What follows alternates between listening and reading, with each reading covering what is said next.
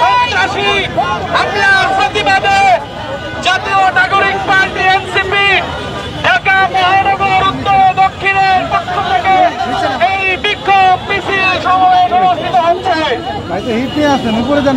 সংগ্রামী সাথী বন্ধুগণ, বিক্ষোভ মিছিল পরবর্তী সমাবেশের পর্যায়ে বক্তব্য রাখবেন জাতীয় নাগরিক পার্টি এনসিপির সংগ্রামী যুগ্ম সদস্য সচিব ও ঢাকা মহানগর উত্তরের সংগ্রামী প্রধান সমন্বয়কারী বিপ্লবী জননেতা আকরাম হোসেন সিএফ। বক্তব্য নিয়ে আসছেন জননেতা আকরাম হোসেন সিএফ।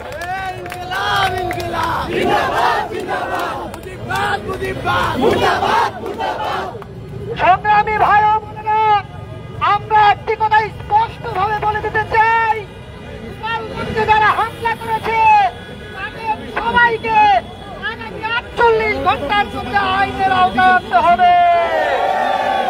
আমরা শুরু থেকেই বলেছিলাম পুলিশ সংস্কার করতে, আওয়ামী লীগের বিচার করতে, কিন্তু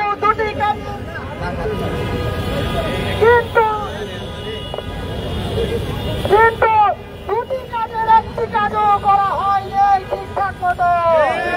আমরা দেখতে পাই আওয়ামী লীগের নেতা কর্মীরা এখনো বিভিন্ন রাজনৈতিক দলের শেল্টারে তারা বসবাস করে, তারা বিদেশ থেকে ষড়যন্ত্র করে, তারা দিল্লি থেকে ষড়যন্ত্র করে, তারা ইউরোপ থেকে ষড়যন্ত্র করে। সর্বশেষ আমরা দেখলাম তারা গোপালগঞ্জ থেকে সেই ষড়যন্ত্র তারা বাস্তবায়নে নেমেছে। গোপালগঞ্জে সহ সারা দেশে আওয়ামী লীগের যত সন্ত্রাসী রয়েছে, জুলাই আগস্টে যারা হামলা করেছে, তাদের সবাইকে অতি সত্বর আইনের আওতায় আনতে হবে। আজকে গোপালগঞ্জে যে সন্ত্রাসী হামলা হয়েছে, সেই সন্ত্রাসী হামলার প্রতিবাদে আজকে আমরা মশাল মিছিল করলাম। আগামীকাল সারা ঢাকা শহরের সকল থানায়, আগামীকাল ঢাকা উত্তর এবং দক্ষিণের সকল থানার সঙ্গে মানববন্ধন এবং স্মারকলিপি প্রদান করা হবে। এনসিপির পক্ষ থেকে আমরা সকল থানাকে আওয়ামী লীগের নেতা কর্মীদেরকে আইনের আওতায় আনার জন্য আগামীকাল বিকাল 4টায় একসাথে ঢাকার সকল থানার সামনে মানববন্ধন পালন করব এবং স্মারকলিপি দেব। এনসিপি সহ দেশের বেশিরভাগ বিরোধী সকল রাজনৈতিক শক্তিকে আমরা বলবো আগামীকালকে আপনারা আমাদের কর্মসূচির পাশে থাকবেন ইনশাআল্লাহ। ইনকিলাব জিন্দাবাদ, এনসিপি জিন্দাবাদ, বাংলাদেশ জিন্দাবাদ।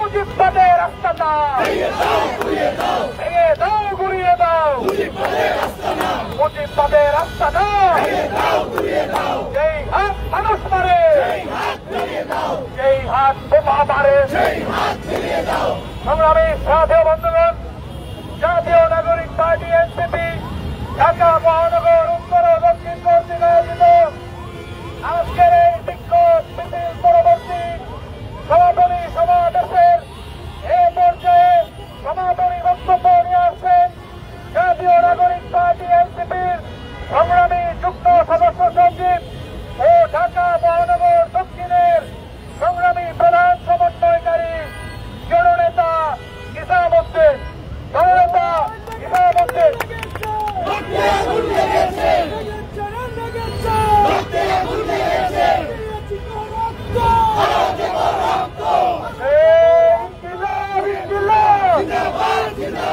জিন্দাবাদ জিন্দাবাদ, চালো রে চালো, চালো চালো চালো রে চালো, গোপালগঞ্জে হামলা কেন, প্রশাসন জবাব দে, আমার ভাই আহত কেন, প্রশাসন জবাব দে। আমার ভাই নিহত কেন?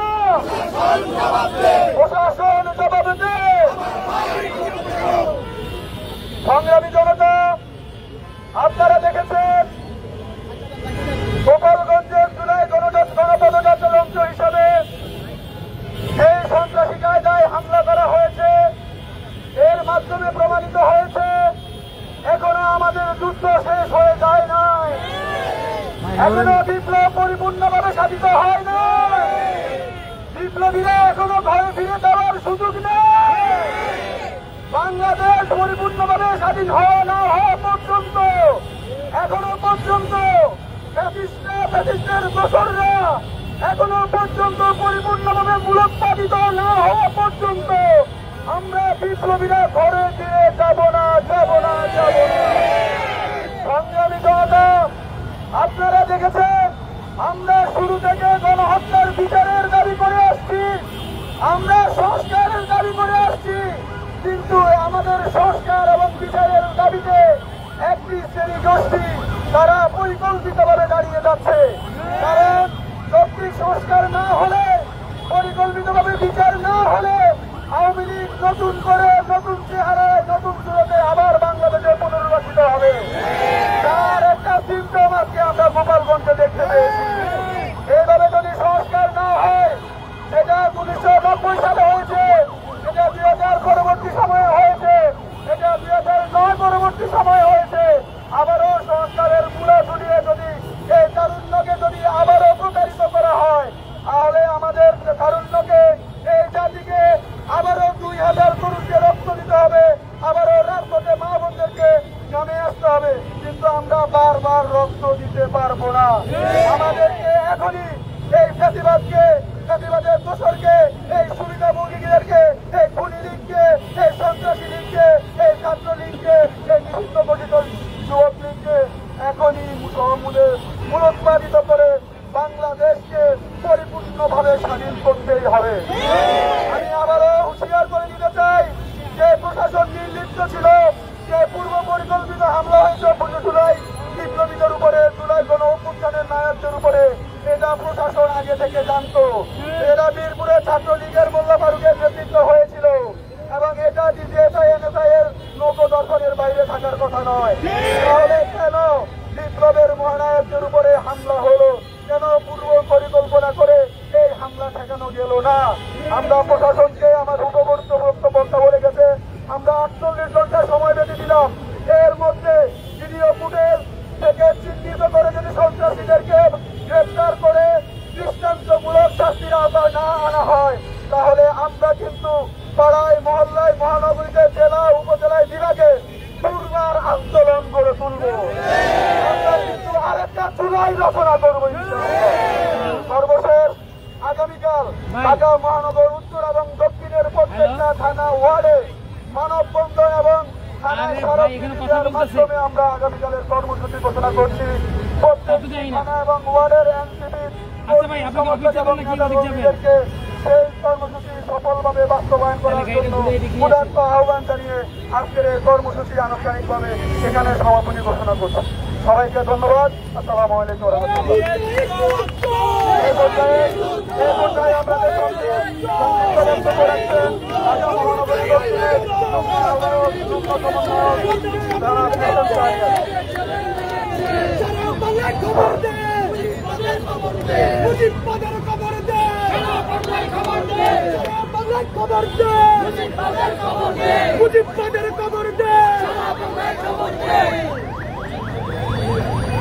সংগ্রামী ভাইয়েরা, আজকে জুলাই বিপ্লবীদের উপর হামলার পর আপনারা তাৎক্ষণিকভাবে সারা ঢাকা শহর জুড়ে যে ক্ষোভ প্রদর্শন করেছে, তার জন্য আপনাদেরকে ধন্যবাদ।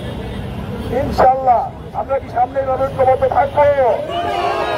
দেখেন, ইন্টারিম নাকি, আর্মি নাকি, পুলিশ নাকি, বিজেপি নাকি গোপালগঞ্জে কোনো সুবিধাই করতে পারে না। অথচ উত্তরা যখন বন্ধ হয়ে যায়, বীরপুর যখন বন্ধ হয়ে যায়, যাত্রাবাড়ি যখন বন্ধ হয়ে যায়, শাহবাগ যখন বন্ধ হয়ে যায়, সারা বাংলা যখন ব্লকেজ হয়, তখন নাকি পুলিশ, বিজেপি, সেনাবাহিনী সবাই গোপালগঞ্জে ঢুকতে পারে। তার মানে এই ইন্টারিমের কাজ ধরে না জানলে এই ইন্টারিম কাজ করে না। এই ইন্টারিমের কাজ ধরে না জানলে কাজ করে না। সেই ইন্টারিমের কানটা ছিলা পালাবো আরেকবার যদি হামলা হয়। গত জুলাই থেকে এই জুলাই 12 মাস এখন পর্যন্ত কেন লীগের সন্ত্রাসীরা ধরতে পারেন না? আমি নজরুল কেন লীগের সন্ত্রাসীরা ধরা পড়লে 1.5 মাসের মধ্যে জামিন হয়ে যায়? তুমি বিপিন নিয়োগ দিলা, তুমি বিচারক নিয়োগ দিলা, পুরা কোর্ট তুমি তোমার দখলে নিলা, তারপরও লীগের শাস্তি কেন নিশ্চিত করতে পারলা না? স্বরাষ্ট্র উপদেষ্টা তোমার ইতিহাস তো অতির ভুড়ি বাঁচতে না কমতে, অতি শাকের বোতাম ছিল না লাগানো, এইটা কেউ চেক করতে পারে নাই। তোমারে তো অতি মাছ খাইছে না মাংস খাইছে সেইটা শিখানোর জন্য ওই চেয়ারে কেউ বসায় নাই। তুমি এই ধরনের হামলা কেন মোকাবেলা করতে পারলা না? আমার বিএনপির বন্ধুরা, আপনারা যতবার পান থেকে চুপ খসলে ছাত্র জনতার পক্ষ থেকে উপদেষ্টার চেয়ারে যারা বসা তাদের